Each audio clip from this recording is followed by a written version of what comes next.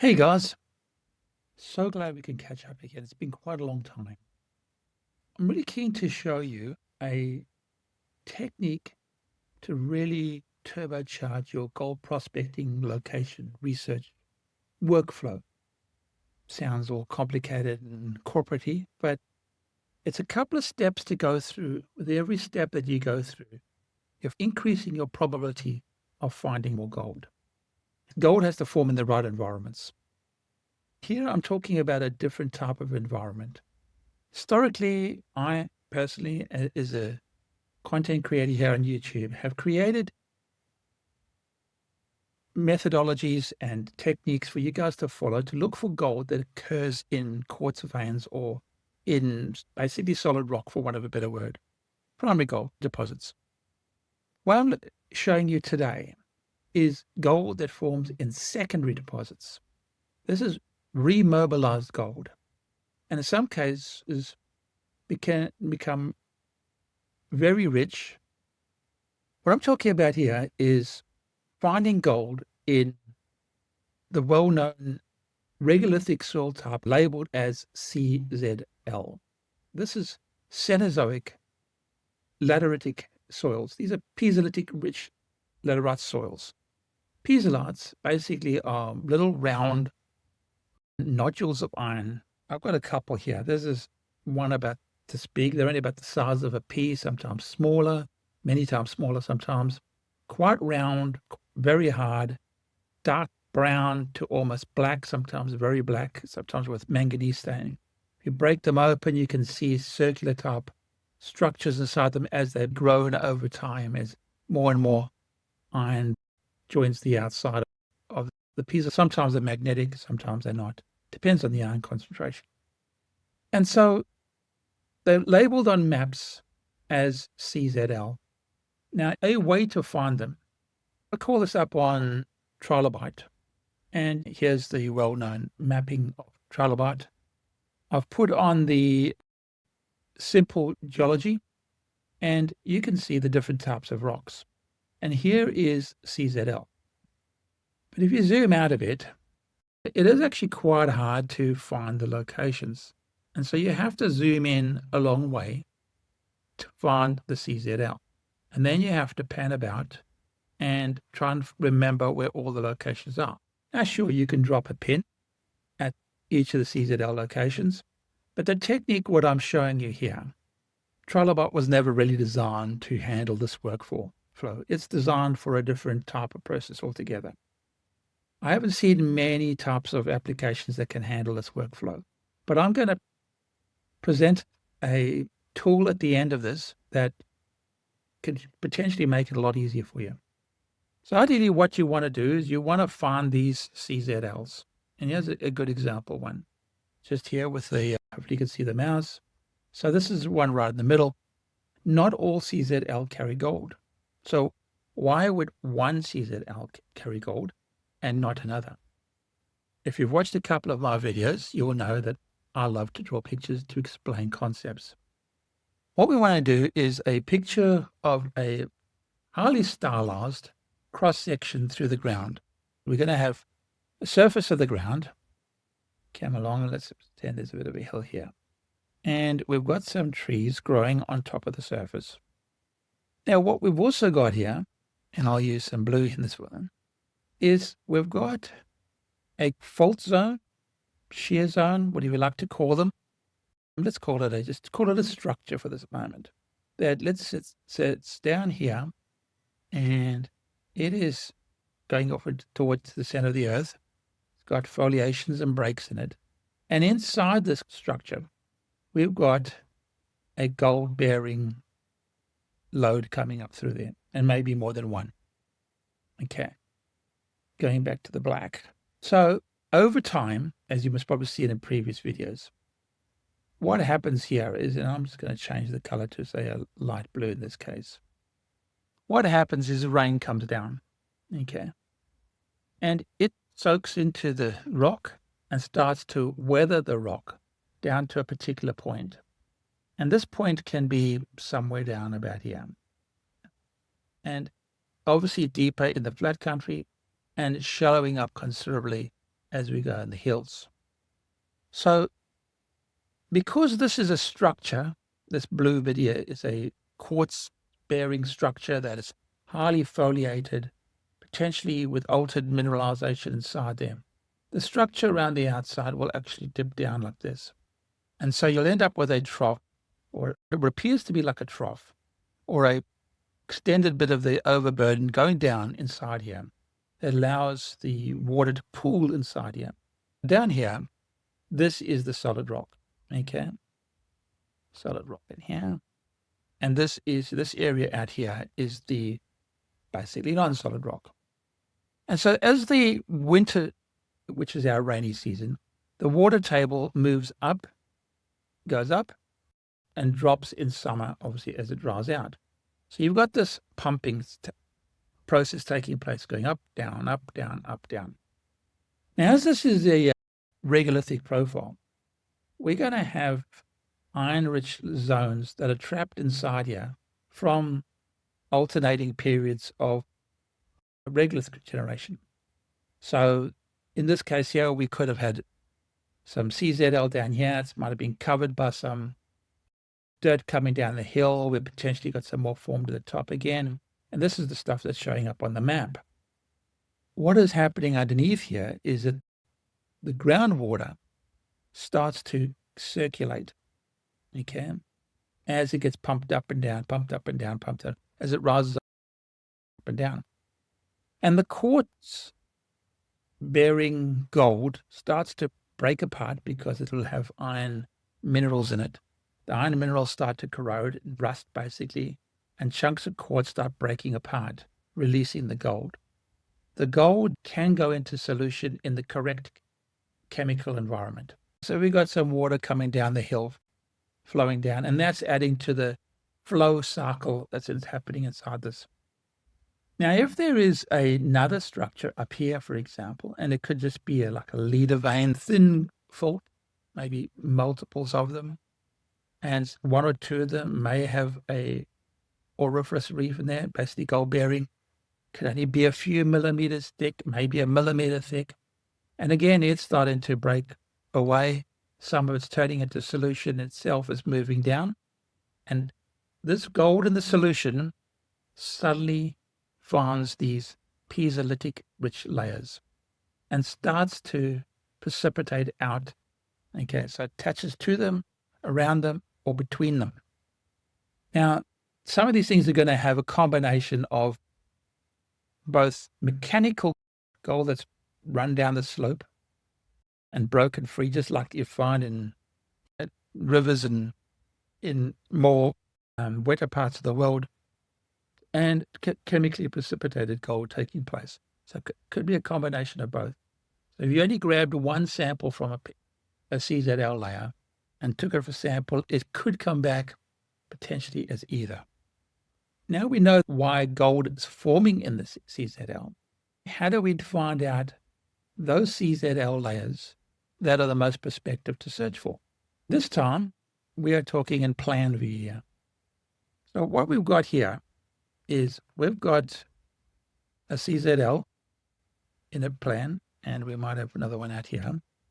And we've got some fault veins running through. So we've got a fault vein that comes, a fault zone.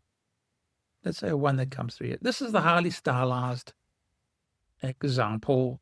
It is, don't look for an exact copy of this because you have to use some artistic license, but I'm trying to keep it as simple as possible so everyone can understand. So straight away we've got CZL. Okay. And let's CZL. CZL. Okay. Fault vein, fault zone running through there, and no fault zone out here. What we'd like to see is a couple of locations on this fault zone of old workings. That shows us that this structure has carried gold in the past. And there may be more locations that are gold bearing, but may not be economic in the primary ore, but could be economic in the secondary. We now know we have a CZL, an iron-rich zone, we actually have a fault zone. So looking promising on this front, but over here we have CZL, but no fault zone.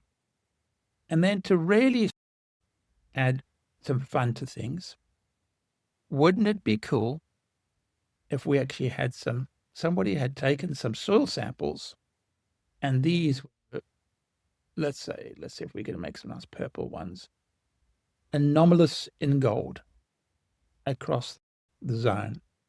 Now, anomalous basically means better than background. So you have to look around. So if these values are out here are all like 1, 5, 1, maybe 6, and these are 20, 30, 15, 7, you would have to say that this zone is anomalous. Okay? It's better than the background, which is these values out here.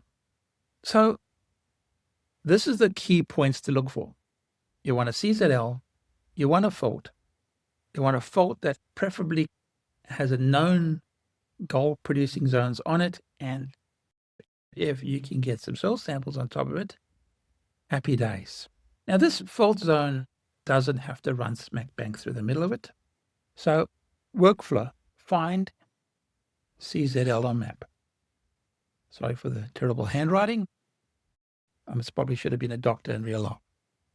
Okay, find the CZL not on live leases. In other words, we want to find places where we can actually go to. There's no point in identifying the perfect prime location, and then when you get this right in the middle of an active mining lease, there's no point in doing that. You can. So let's eliminate all the places we can't go.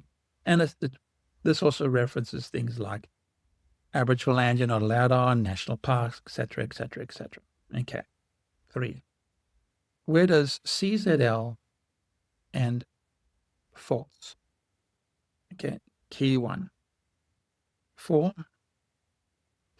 CZL plus faults plus gold deposits that are nearby. 5. And this is the sort of cream on the cake, if you can get it, is all of the above plus soil samples that are anomalous.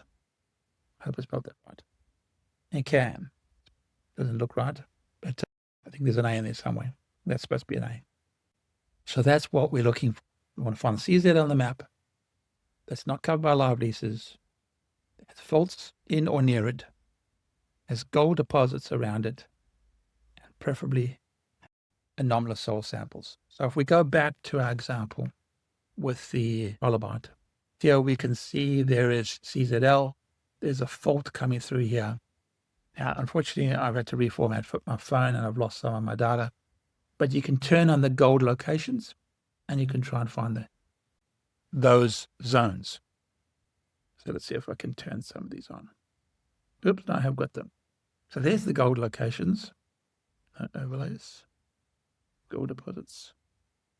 So there's some of the gold deposits. And we're looking now, we've got to scroll around and look for CZL, see where they all line up. Okay. So we're saying on this structure down here, and you could say maybe the structure runs more like through here than across here. There is gold. Over here, there may be some gold. There's a structure, but doesn't seem to be gold bearing. But this can take a lot of time. This is where I want to show you the tool that is available. I'll talk about it first, and then I'll show you how you can get access to it. This is a tool that I've put together to aid this whole process and many other processes of finding gold. Okay. So we can go into the geology, for example, and we can turn on the mapping and we can zoom all the way in. And you can see we've got some CZL, some granites, blah, blah, blah, floating around.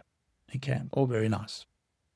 That if you drag across and drop on here, this shows the location of all the CZL, okay? That does not occur on live leases. Okay. That's why some of these things have got funny sharp edges. Let's have an example that we can show you something here. Let's go and turn on live leases. And you can see how this has been truncated against the live leases. So as I change the opacity of the live leases, you can see that none of these purple outline polygons fall on live leases. So these are all polygons that are potentially targets, gold targets. Now, if we go into this, back into the section here, we go on and under geology, structures, faults, and shears, we can turn on 1 to 500,000 K mapping, and they have some nice faults in there.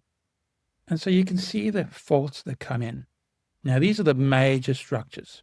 So these are looking quite promising. And then if we go back to gold and we turn on gold locations, you can start to see those zones. So there's some structures coming through here. Nothing here looks super exciting, to tell you the truth. So let's zoom out a bit, and there's a couple of interesting spots. Now, if I can try and find it, remember. Look at this mess of intersections of faults and CZL.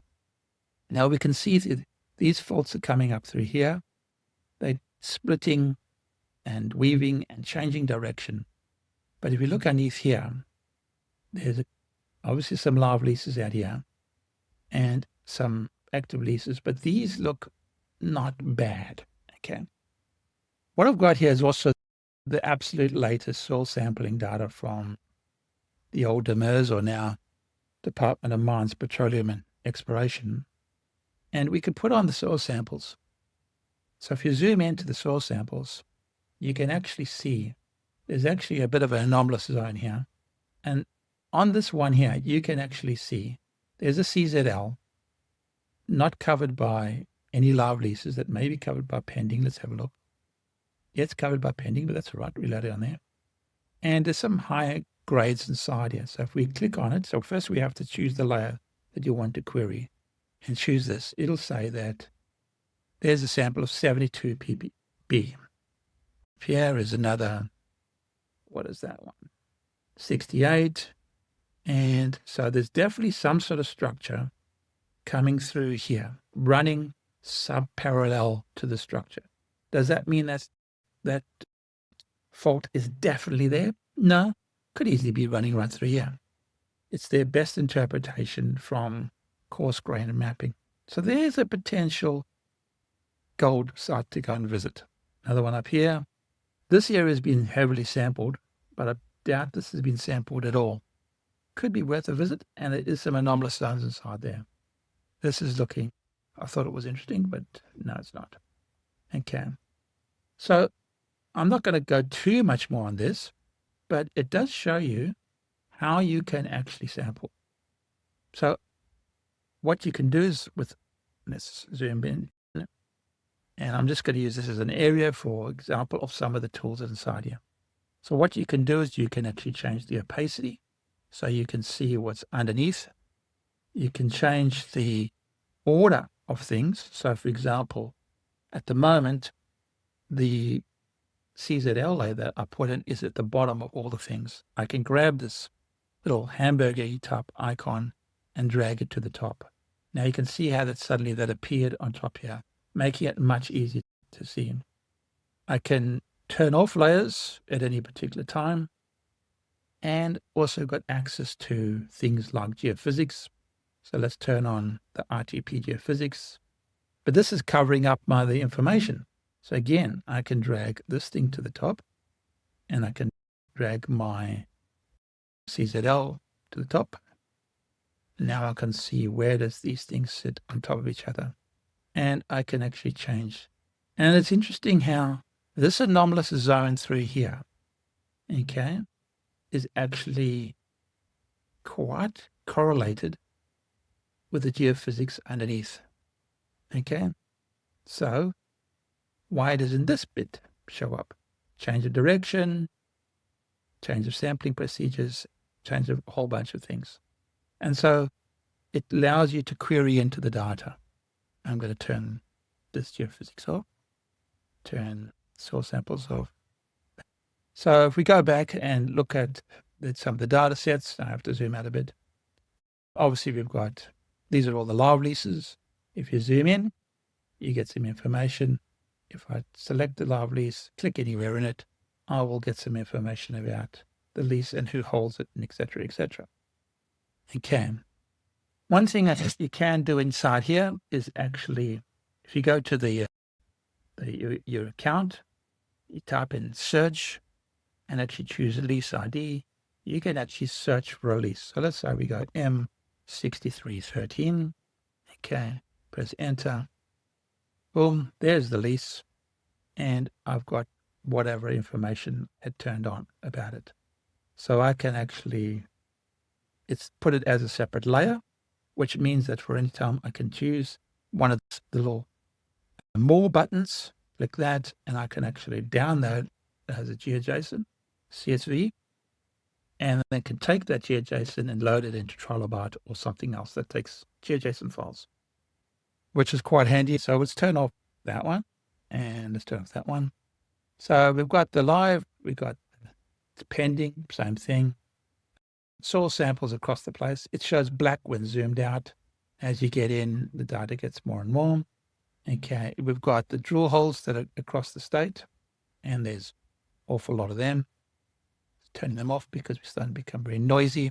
Well-known gold locations across the state, mines and deposits.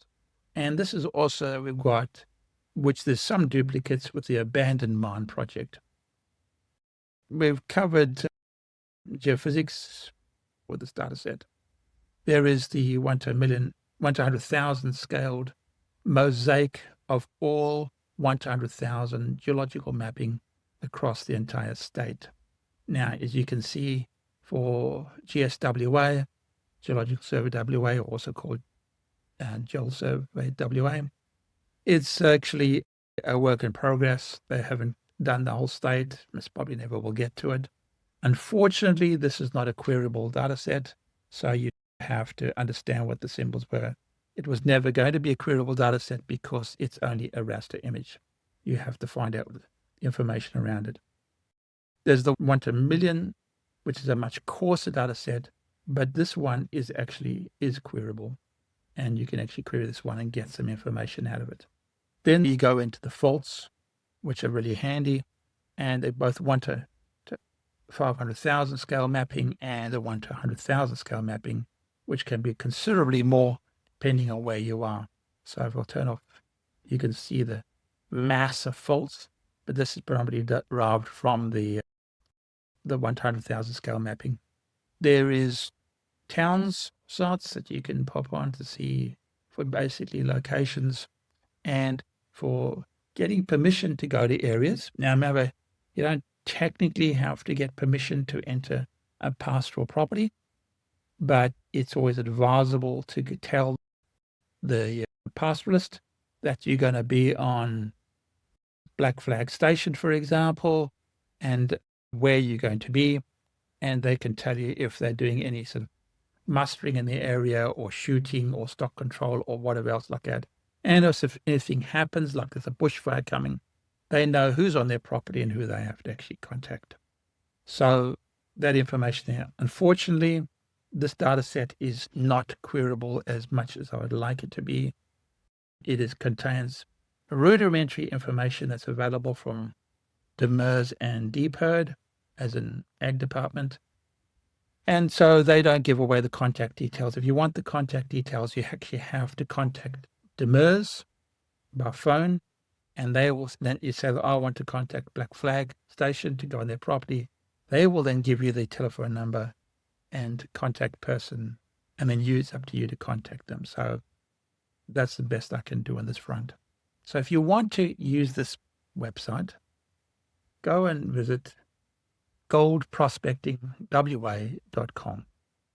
Okay, this will allow you in. It is a paid site. It currently costs $10 a month or $90 a year. You get a lot of information, all the information, and I'm throwing even more information at it as well, as I find additional information that's helpful. What I have got on this thing is something that will, for the first 15 or so people that sign up, here it is, actually 11 now, I'll give you free access to this website for life, as long as you promise to give me a review. But remember, it's limited to the first 11 people. And by the time you've seen this, it's probably down to about one person left. So fill out your name and details, and I'll get back to you with the details. After that, it's a pay price. I hope you guys enjoyed it. If you do enjoy this video and like to see more like this, please give me a thumbs up. And I'd love it if you could subscribe. Thanks, guys. See you in the next video.